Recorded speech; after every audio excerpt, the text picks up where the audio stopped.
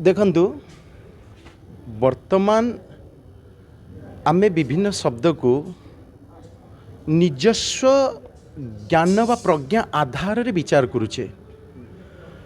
अस्मिता शब्दर अर्थ को विभिन्न लोक परिचय अर्थ रे बुझुचंती।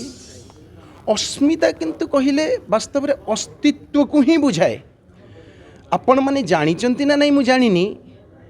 आमर जो भक्त अछंती ध्रुव भक्त शिरोमणि से जहाँ को कोଳରେ बसैथिले भगवान निजे कोଳରେ बसैथिले।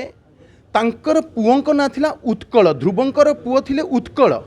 उत्कल जने वितरागी महापुरुष थिले एवं से तांकर साधना पई एई जो महोदधि कूलर भूखंड को से चयन करथिले।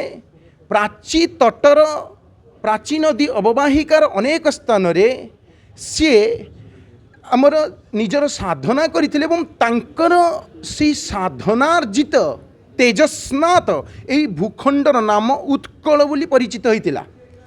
तो उत्कल भूखंडर सृष्टि साधनारु प्राची नदी होउची उत्कल तटर अस्मिता।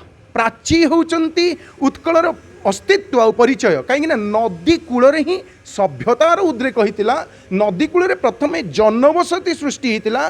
प्राची कूल द्वादश माधव द्वादश लिंग मंगलांक मंदिर कौन कौन यही प्राची नदी माध्यम कोणार्क मंदिर जो सृष्टि होता ता भीतर पत्थर जाऊला। यही प्राची नदी ओडिया साधव पुओ जो माने बोईत बंदन कार्यक्रम हुए यही प्राची नदी कूल चित्रोत्पल बंदर नहीं विभिन्न स्थान को जाकरी ओडिशार यही उत्कलर विभिन्न द्रव्य को रप्तानी करुला। किंतु आमे कौन कले नदी को विकृत कले। नदी गर्भ बर्तमान प्राची गोटे मृत शज्या बत गोटे नदी होइछि। अस्तित्वर रक्षा है अस्मिता। आमे आमर जो मौलिक धारक तत्व आमर देख बंदे उत्कल जननी आमर अति चमत्कार कविता ओडिया कविता। ता भीतर गोटे पद अच्छी घन घन वनभूमि राजित अंगे।